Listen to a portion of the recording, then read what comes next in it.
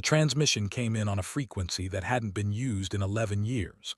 That detail alone should have alarmed someone. It alarmed Specialist Yina Akafer, who was the only person in the relay station at 3:40 hours when the signal first materialized on her screen. Not with a burst, not with the dramatic declaration she would later read in every official report, but with a quiet, rhythmic pulse, like something knocking politely on a door it expected to open. She almost marked it as atmospheric interference. She almost went back to her coffee. Instead, she sat forward in her chair and watched the pulse repeat itself and felt, in the particular way that people who work alone in dark rooms sometimes feel things they cannot explain, that whatever was on the other end of that signal was waiting for her specifically. Waiting with patience. Waiting with the certainty that she would answer because in their experience, things always answered. She flagged it upward. By morning, it had reached the Interstellar Contact Protocol Division, which most people working in it privately referred to as the department that had never actually needed to exist. By evening, it had reached people whose names did not appear in any public directory. And by the following Tuesday, when the signal's content had been fully decoded and cross-referenced and agonized over by 17 different specialists in linguistics, xenobiology, game theory, and one man who had spent 30 years studying non-human cognition, and wept quietly when he read the translated text. By that Tuesday, the governments of Earth received the formal version of what Yina Akafer had felt in her bones at 3:40 hours. Something had been waiting. And it had decided, after waiting, that patience was no longer necessary. The message was not threatening in the way fiction had always imagined. There were no ultimatums with ticking clocks, no images of burning cities, no demands shouted in the grammar of desperation. It was worse than that. It was the communication of an entity that did not believe it needed to threaten, because threatening implies the possibility of refusal, and refusal had not been factored into the message's architecture at all. The veil, which was the name humans eventually assigned to them, derived from the closest phonetic approximation of their self-identifier, were old. The xenolinguists estimated the age of their communication protocols at somewhere between 40 and 60,000 years of active interstellar dialogue. Their language had layers the way geological strata have layers. You could read the top and understand the immediate meaning, and if you went deeper, you found older structures, earlier assumptions baked into the grammar itself, the fossilized remnants of a civilization that had been having this particular type of conversation for longer than humans had been building walls. The top layer said, essentially, you are invited to formalize your planetary transition into the administrative framework of the conclave. The deeper layers said something else. They said, this conversation is already over. We are simply explaining the result. The conclave, as Yina Akafer would spend the next 8 months of her life trying to understand, was not an empire in any sense that carried emotional weight. It was more like a geological process. Over 40,000 years, it had encountered 312 distinct civilizations at various stages of development, and 312 distinct civilizations had, after varying periods of adjustment, integrated into its structure. The veil did not conquer in the dramatic sense. They simply incorporated, the way a river incorporates smaller streams, not through violence but through the fundamental logic of scale. You join because the alternative is to exist alone against a current that will, eventually and without malice, direct everything in its path. Of the 312 civilizations, the xenolinguists noted a particular detail that nobody wanted to discuss in the early briefings, but that became impossible to ignore by the third week. Not one of them had declined. The record was perfect, and the veil had, embedded in the very structure of their message, made clear that they were aware of this. Not as a boast, not as a threat, as a statement of physics, the way you might note in a message about a dropped object that objects fall. The diplomatic team Earth assembled was extraordinary. It contained people who had spent lifetimes in rooms where the stakes were high and the language mattered, people who understood that what you do not say shapes the silence that the other party fills. They prepared for 18 months before the first formal exchange, constructing responses with the architectural precision of people who understood that every word was load-bearing. They did not prepare for the veil to already know this. The first exchange confirmed what the linguists had feared. The veil were not negotiating. They were administering. There is a difference, and it is enormous. A negotiator listens because they might change. An administrator listens because they are assessing the timing of what was already decided. Earth's diplomatic team, trained for the former, kept finding themselves speaking into the particular silence of the latter, and feeling, one by one, the quiet erosion of the assumption that had brought them to the table, the assumption that the outcome was undetermined. Yina was not in those meetings. She was back at the relay station, on extended assignment, monitoring the signal traffic that had expanded since that first contact into a complex and layered communication web that she was beginning to understand was not new infrastructure being built. It was old infrastructure being reactivated. The veil had been in Earth's communication neighborhood before humans had radio. They had simply been quiet, listening to the developmental curve, the way you might watch a wound and wait for the appropriate moment to address it. She started keeping a personal log that nobody asked her to keep. The first entry, dated 8 months after first contact, read, "They're not afraid of anything we've said. I keep watching the response latency, and there's something in the rhythm of it that feels like patience. Not the patience of waiting, the patience of someone who already knows what happens next." The formal rejection came from the Security Council. It was not unanimous, and the absence of unanimity was itself a document, a map of exactly how much fear existed and where it lived and in what percentage of the people making decisions. But it came. Earth declined incorporation into the conclave on the grounds that the terms offered were incompatible with human sovereignty, and the diplomatic team delivered this decision with the careful language of people who had prepared for the response that followed. They had not prepared for the response that followed. The veil did not threaten. They did not escalate. They did not even pause in any way that suggested surprise. They responded with what the linguists, working through the night, eventually described as administrative acknowledgement, the communication equivalent of a system logging an anomalous input and routing it to the appropriate process. The message, when fully decoded, said something that no one in the translation team was entirely comfortable sharing with the council. It said, "This response has been recorded. Processing of planetary transition will proceed through alternative protocols." The linguist who decoded the deepest structural layer of that sentence, a woman named Dr. Sune Abara, who had been studying the Veil's language longer than anyone alive, and who had developed a particular sensitivity to what the ancient architecture of their grammar implied, took the unusual step of attaching a personal addendum to her official translation. It said, "Alternative protocols in the oldest stratum of Veil language carries the semantic weight not of coercion but of inevitability. The root structure suggests something closer to the process by which a thing becomes what it was always going to be. I want to be precise here because the distinction matters enormously. They do not believe they are forcing us. They believe they are correcting us." The council read this. They sat with it. And then they did what humans do when they sit with something unbearable. They moved forward anyway because the alternative was to stop. The alternative protocols, as it turned out, were not military. Not initially.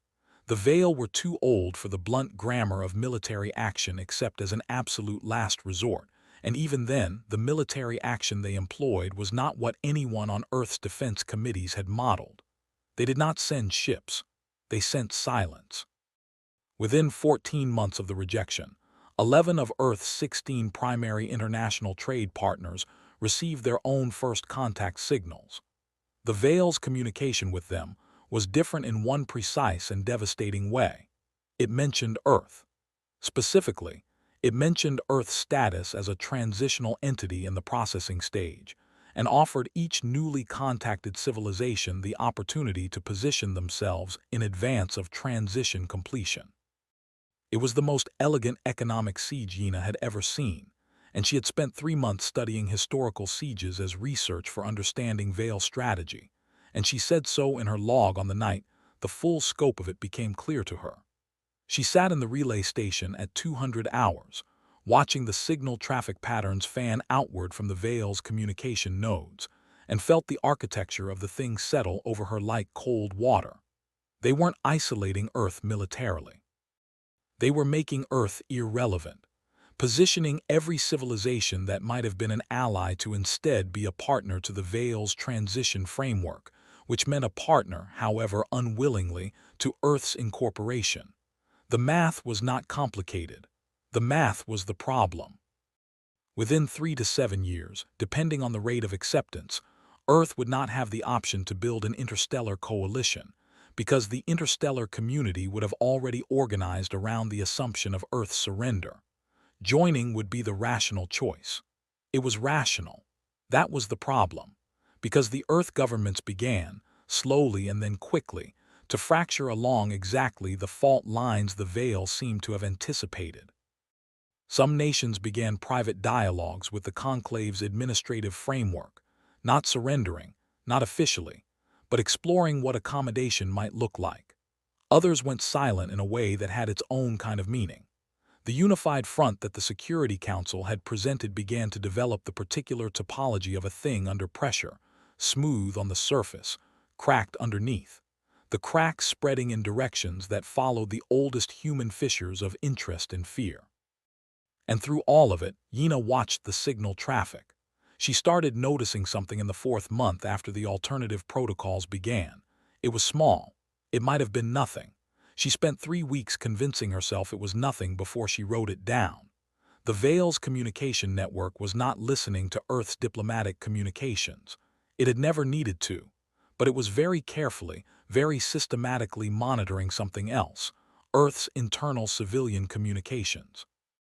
Not the official channels, the unofficial ones, the noise, the aggregate signal of billions of people talking to each other about ordinary things and through the ordinary things about the situation that was no longer possible to ignore.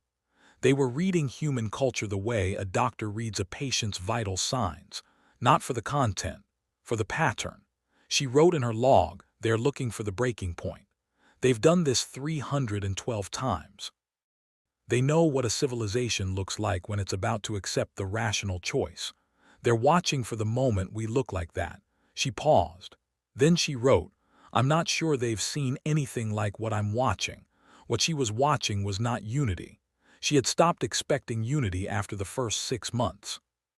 What she was watching was something stranger and more difficult to categorize, something that kept resisting the frameworks she tried to apply to it, that kept meaning something different when she looked at it from one angle versus another. People were afraid. That was constant and undeniable, and she did not underestimate it. But the fear was not producing the shape that fear usually produced. It was not producing quiet acceptance, or the careful repositioning of priorities that preceded eventual accommodation. It was producing something she had no good word for, something between defiance and grief, and a very particular kind of anger that is not hot but cold, the kind of anger that does not need to be expressed because it has already decided something. She started collecting data points because data points were what she had. A marine biologist in New Zealand who had been offered relocation funds by 3 separate governments continued her survey of humpback migration patterns in the Tasman Sea, and in an interview when asked about the conclave said, "I want to finish the data set. I've been building it for 19 years and it won't mean anything if it's not complete." She was not making a political statement. She was not performing courage. She had simply decided that the data set was going to be complete, and the Vale's timeline was not a factor she recognized as relevant. A hospital in Lagos expanded its pediatric wing using funding that 3 economic models had flagged as irrational given projections for the next decade. The hospital director, when the irrationality was pointed out to him, said, "The children exist now," and returned to his work. In a city where food supply chains were beginning to show the first signs of Vale economic pressure, the response was not panic and not immediate collapse, but something that looked, from the outside, Almost like stubbornness, people growing things in containers on balconies, organizing around needs in the chaotic and improvisational way that humans organize when the formal structure stops providing, which was not the way that rational actors were supposed to behave under existential resource pressure. None of this was what the Veil were looking for. Yina knew what they were looking for because she had spent 18 months learning to read the oldest strata of their language. And in those strata, the word that appeared most frequently in the context of alternative protocols was a concept that the translation team had rendered as resolution, but that Dr. Ibarra believed was closer to recognition of correct proportion. The moment when the transitioning civilization's internal communication patterns shifted from resistance to accommodation. The moment when the culture, having assessed the situation with whatever cognitive tools it possessed, produced the rational output. It had always come. In 312 cases, it had always come. Yina wrote, "They think resistance is a phase. They think it's the emotional processing stage before acceptance. They have never in 40,000 years encountered a civilization where resistance wasn't a phase, where it was just what the civilization is." She stopped, started again. "I don't know how to say this clearly. I'm going to try. They're watching for a population under pressure to behave like a population under pressure. And we are. We absolutely are. But there's something else happening that I don't think their models have a category for. I've been trying to figure out what to call it for weeks. I think the word might be continuity.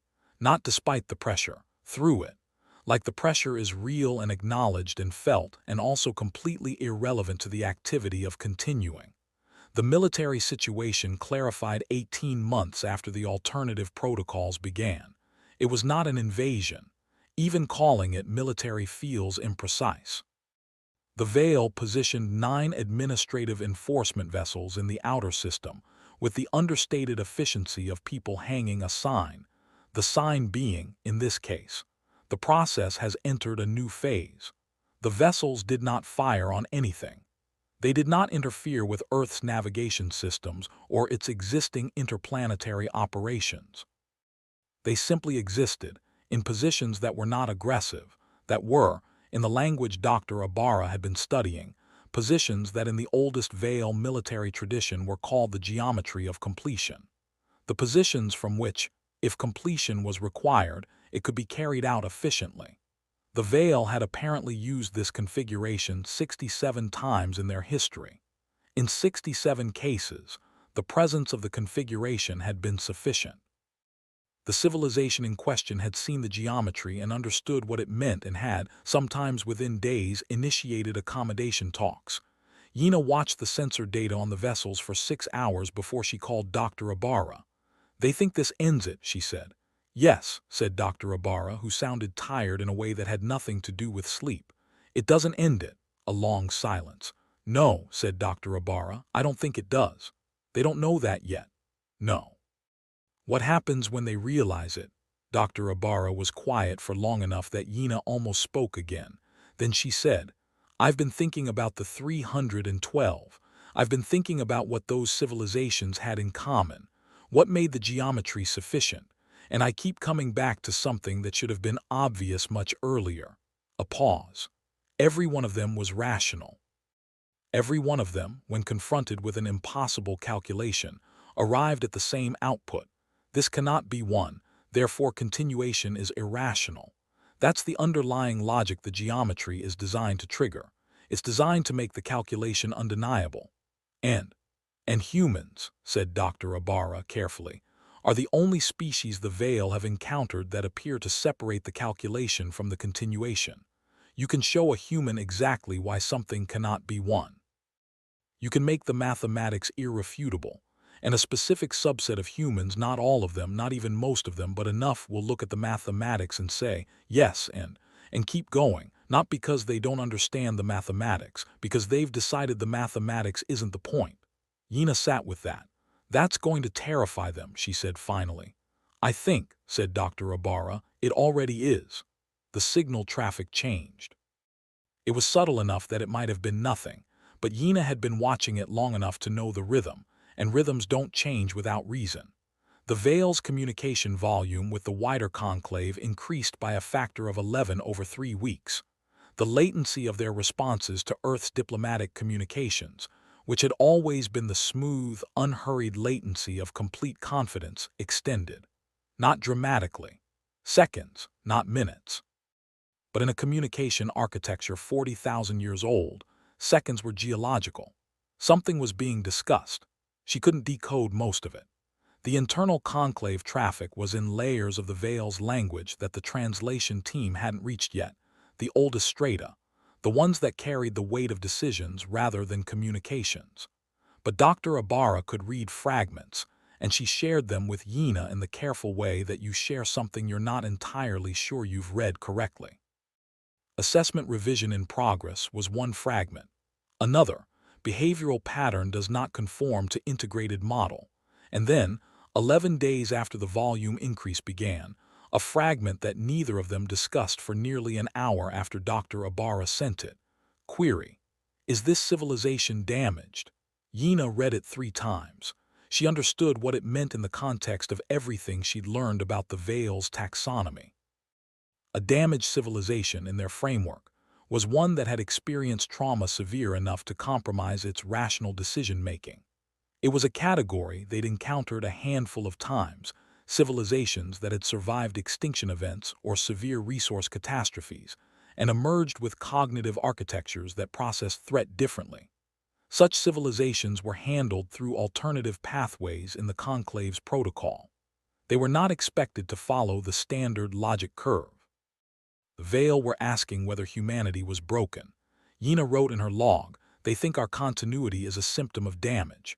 They're trying to figure out if we're a civilization that was hurt so badly we can't calculate correctly anymore. They don't have a model for a civilization that calculates correctly and continues anyway." She thought for a long moment. Then she wrote, "In a way, I almost want to let them believe that, because the truth is harder. The truth is that humans make the calculation. We understand the odds. We understand the geometry. And then we look at the thing we care about, the data set, the children, the migration patterns, the person standing next to us, and we decide that the calculation is real and also not the final word. That is not damage. That is something the Veil have never seen because every civilization they've encountered before us was rational all the way down. We are not rational all the way down. We are rational and then we are something else." The turning point, and Yina would only understand it as a turning point much later, when the shape of the whole thing became visible in the way that shapes only become visible when you're no longer inside them. Happened not in a dramatic confrontation, but in a conversation between a single Veil administrative officer and a single human diplomat named Marcus Vey, who was not the most senior person on Earth's diplomatic team and had been assigned to the exchange almost by accident. Or what looked like accident, but was perhaps the particular human habit of finding the right person through the chaos of improvisation rather than the precision of planning. Marcus Vey had been a hostage negotiator before he was a diplomat. He had spent 11 years in rooms with people who believed the situation was beyond resolution, and he had learned in those rooms a very specific thing: that the person who believes the situation is beyond resolution is not wrong about the facts. They are wrong about what the facts mean. The gap between those two things is where negotiation lives. The exchange was supposed to be procedural. An administrative check-in, the Veil's equivalent of asking whether Earth's diplomatic team had any questions before the processing timeline moved to its next phase. Marcus sat across from the communication interface with his hands folded in the particular way he developed in those negotiation rooms, not aggressive, not supplicating, just present, and waited for the procedural questions. Instead, he asked one. "How many of the 312, he said, asked you why?" The latency on the response was 22 seconds. Yina was monitoring the exchange in real time, and she counted. 22 seconds from a civilization that had a 40,000-year-old communication reflex. When the response came, it was in the careful, layered language of a Veil communication that was simultaneously answering and assessing. The question's relevance to current proceedings is not apparent. "I know," said Marcus. "I'm asking anyway." 14 seconds. clarify the question's intent. "I want to know," said Marcus, "if any of them asked you whether you were right." This time the silence was 31 seconds, and in 31 seconds of veil administrative silence, Yina felt something she hadn't felt since she was a child watching a storm approach from across an open field, the particular sensation of scale, of something enormous and indifferent suddenly becoming legible as a thing that would, in some personal and unavoidable way, arrive. No civilization in the integration record has questioned the correctness of the process. Why not? The process has a success record of 312 consecutive integrations. The mathematical basis for questioning its correctness is not present. "In your experience," said Marcus, "is mathematical certainty the same thing as correctness?" The silence that followed was 47 seconds. Yina wrote in her log, "He broke something. I don't know what yet, but something cracked." What had cracked, she would understand eventually, was something far more significant than a procedural impasse. The Veil's administrative framework was built, at its deepest structural level, on a particular assumption that was so foundational that it had never been examined because it had never needed to be. The assumption was this: that a civilization capable of sophisticated reasoning would, when presented with complete and accurate information, converge on the same rational output. That rational output was the basis of the entire conclave's architecture. 312 convergences had not been a sample size. They had been a proof. Marcus Vey, a former hostage negotiator from a species the Veil had flagged as possibly cognitively damaged, had just asked whether the proof proved what they thought it proved. And the 47-second silence was the sound of a 40,000-year-old institution encountering a question it had never needed to have an answer to. The enforcement vessels did not leave. The economic pressure did not ease. The Veil were not, in any tactical sense, losing. And Yina was careful always, never to let herself believe that the cracks in the conclave's certainty were the same as Earth's safety, because she had spent 2 years learning to read the difference between a thing being uncertain and a thing being stopped. But something had changed in the texture of the situation, and she tracked it in the signal traffic the way she had learned to track everything: patient, precise, willing to sit with incomplete information without resolving it prematurely. Other civilizations were watching. This was the part that nobody had fully anticipated, or rather that everyone had anticipated in the diplomatic sense of this will affect Earth's relationship with others, but that nobody had thought through in the deeper sense. The Veil's network had brought dozens of civilizations into contact with Earth's situation as part of the alternative protocols, positioning them as implicit partners in the conclave's expectation of Earth's accommodation. But the accommodation had not come, and civilizations that had been watching what was supposed to be a textbook integration were now watching something that had no textbook.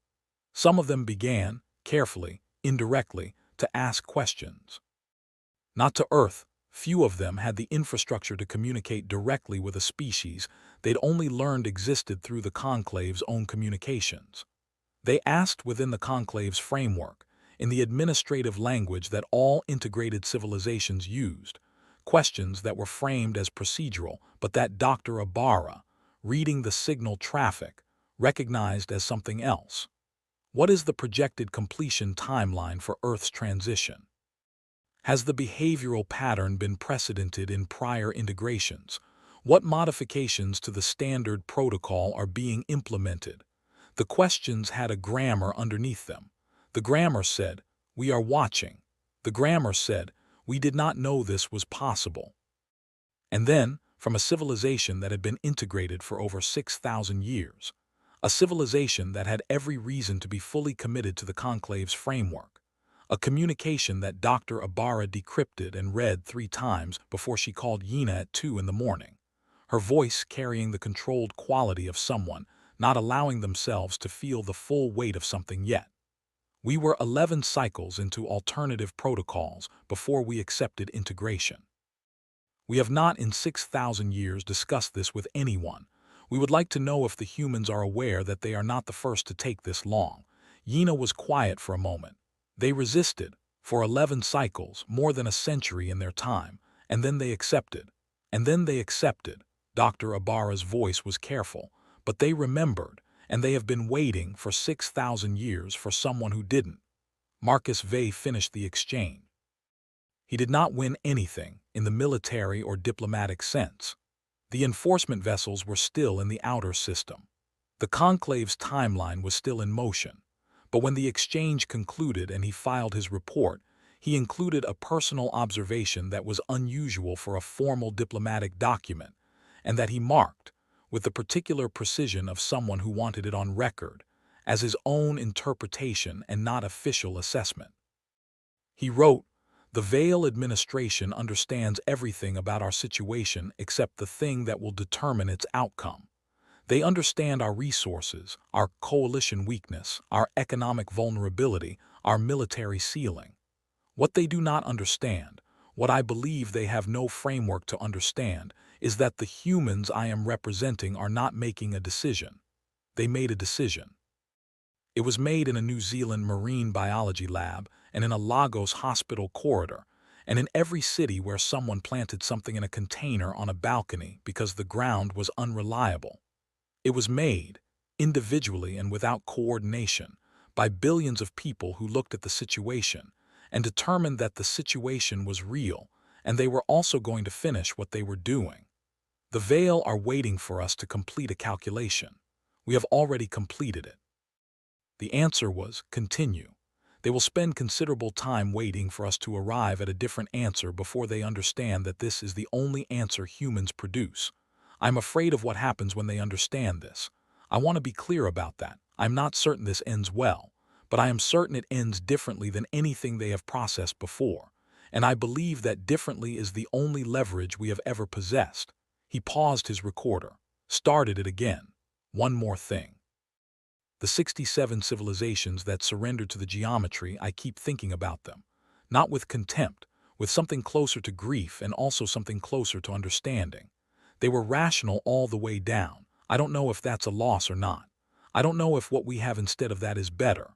I only know it's what we are, and it will either save us or end us, and either way it will be the most human thing we have ever done. The enforcement vessels reconfigured. Not to attack. Not to withdraw. To a position that Dr. Ibarra identified, with visible emotion that she did not entirely manage to keep out of her voice, as having no precedent in the Vale's 40,000-year military record. It was not a posture of aggression. It was not a posture of retreat. It was something the ancient grammar of their positioning suggested was a category that had not previously been needed: observational persistence. They were not leaving. They were also not completing the geometry. They were watching, and in the watching, in the repositioning of 9 enforcement vessels from the geometry of completion to the posture of something that had no name because it had never been required, the Vale told Earth everything it needed to know about what had just changed. Not their decision, not their intentions. Those were still unclear, still dangerous, still carrying the full weight of an administration that had the capacity to do what it had threatened and had not, in 40,000 years, chosen restraint for any reason other than not needing it. What they told Earth was this: we are recalculating.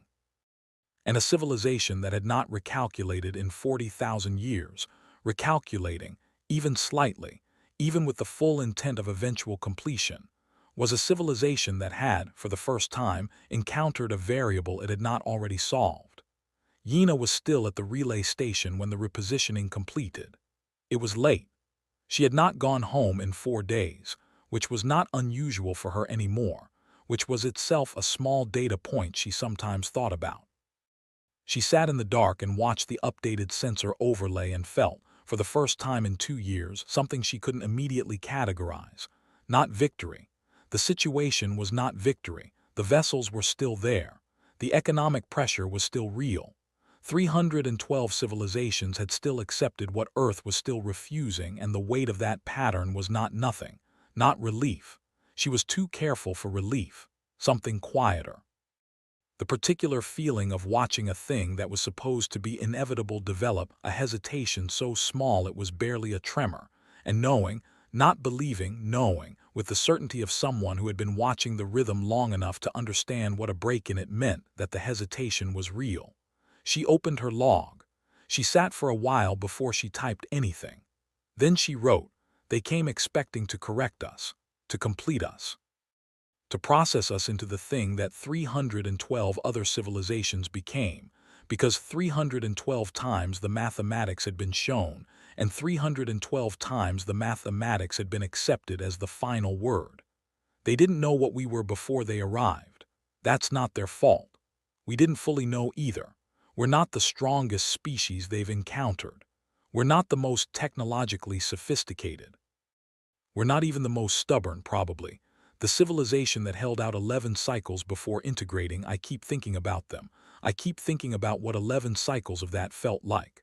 But I think we might be the only species that ran the calculation, arrived at a genuinely rational output, and then looked at the rational output and said not as denial, not as damage, as a genuine response to the genuine question of what a rational output is for. The math says stop. The marine biologist is still counting humpbacks. The children exist now. We're going to finish the data set. She closed the log. Outside the relay station, in a sky that looked, for the moment, exactly like it had always looked, the enforcement vessels held their new position, watching. And somewhere in the vast machinery of the Conclave's administrative framework, in the oldest strata of a language that had been recording civilizations for 40,000 years, a word was being added to a category that had never needed expanding. A word for what you call a species that comprehends the full weight of an impossible situation, holds it, understands it completely, and wakes up the next morning and continues anyway. Not because they believe they will win. Because they have not yet decided to stop. The Veil did not have a word for that. They were going to need one.